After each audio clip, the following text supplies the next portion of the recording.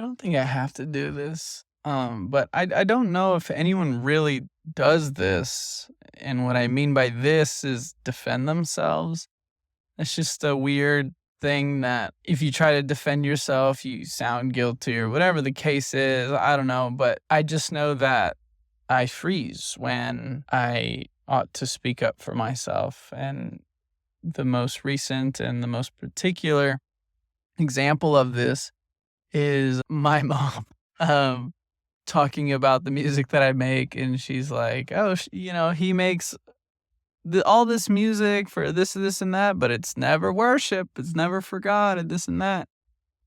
And I freeze every time, and I don't know what comes over me, but I just can't tell her, "Hey, my music is actually evangelistic. Like it's supposed to be a bridge to these conversations."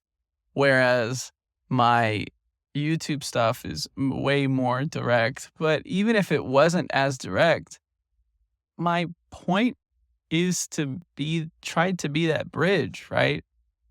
And that's okay. Like it doesn't have to be gospel. We listen to Christian artists and that, well, those who do, and it's edifying and it's good. And, because we want to listen to Drake's and this and that, but we just want a message that glorifies God, or that at the very least is positive and isn't so disparaging, isn't so hopeless, isn't so lost, right? For me, I try to make people think, right?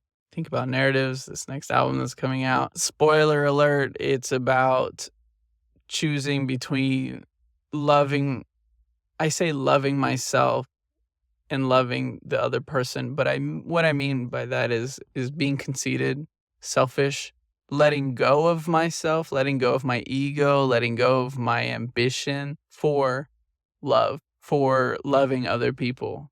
My therapist, I don't know if he coined the phrase, but I heard it from him, and it's something I think about a lot, but it's faster alone, further together. And it echoes in my mind so much when I'm thinking about how I'm moving through the world. Am I inviting people in? Am I drawing people in to do this thing together so we can go further? Or am I trying to do everything alone so that I can get it done faster, or get it done my way, or whatever the case is? And so that's something I think about. When I was thinking about making this video, I was also thinking a lot about evangelism, and I'm going to go on a theology rant real quick, but just I feel like a lot of pastors build their theology, but they're not living like in the fullness of a disciple, and that does include evangelizing. And what I mean by that is there's a lot of pastors that are just surrounded by holiness, if you know what I mean. Like they're surrounded by, other pastors, by people that not that anyone has their stuff, put together, but these people have that sense of direction, and they're not confronted with their ideologies because they're not out in the world. They're not experiencing culture. They're sheltered in a way, And I think that affects their theology. And I say that because, I know I might be touching on this a lot, predestination and stuff like that, and how God works and intervenes in our salvation and whatever. Or maybe it's not even predestination, but just how God intervenes in our salvation.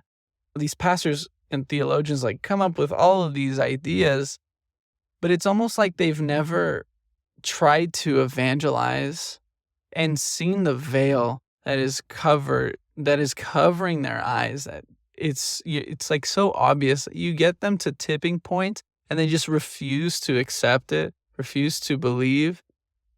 And these are people that also have never experienced, man, am I just not preaching the gospel effective enough? Am I not being passionate enough? All these things and all the insecurities that come with that, to come to the conclusion that it's God.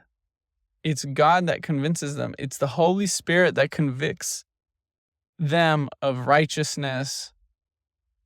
Man, I think it's like in John 12 that says that. Or no. It's got to be like 14 or 15, because it's when Jesus is talking to the 11 disciples in the Last Supper. Um, don't quote me, but quote me, because I'm 90% sure that's where Jesus talks about how the Holy Spirit convicts us. But yeah, there isn't that fight that they've had to come to terms with and accept and understand that, yeah, salvation comes from God, from point zero all the way through, everything about it. And that, because it's just there's a levity. Honestly, if you understood the Bible, if you go through the Bible, there's just this levity to the gospel. There really is.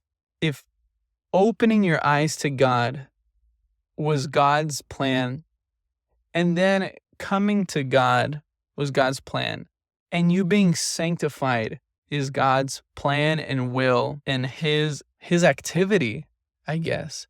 Like, that's what he does in our life. He sanctifies us. Like in Galatians 3, Paul makes it clear. The Holy Spirit that revealed himself is the same Holy Spirit that is sanctifying us and making us pure and holy, taking us out of the equation. Like when we fall and stumble and this and this and that, it's all in that plan that God has for us. We haven't disappointed him. I have this, oh man, this is not where I wanted to go with this, but I struggle with, and I know where people come from when they say that they upset the heart of God and this and that, but I think it's just really hard.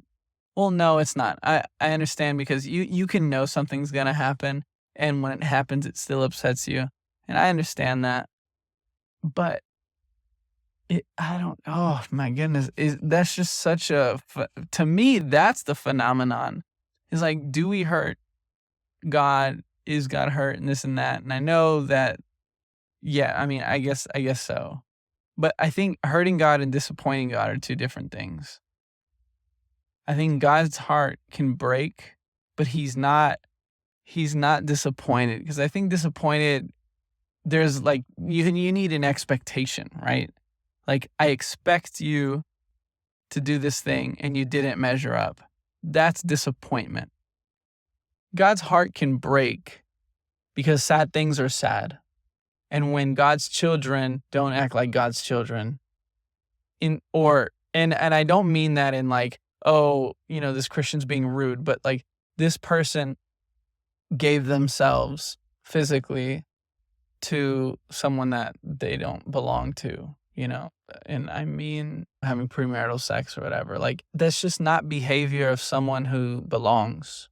And that's just not behavior of someone who has put on the clothes of righteousness that God has bestowed upon us, right? That's activity of slaves of sin. And that breaks his heart, because if we knew who we were, we would have an esteem and a security that could carry us through loneliness and through longing and through all of that. And it does. It really does. When the truth clicked for me, I was celibate for a really long time, and it empowered me to pursue even purity in every way.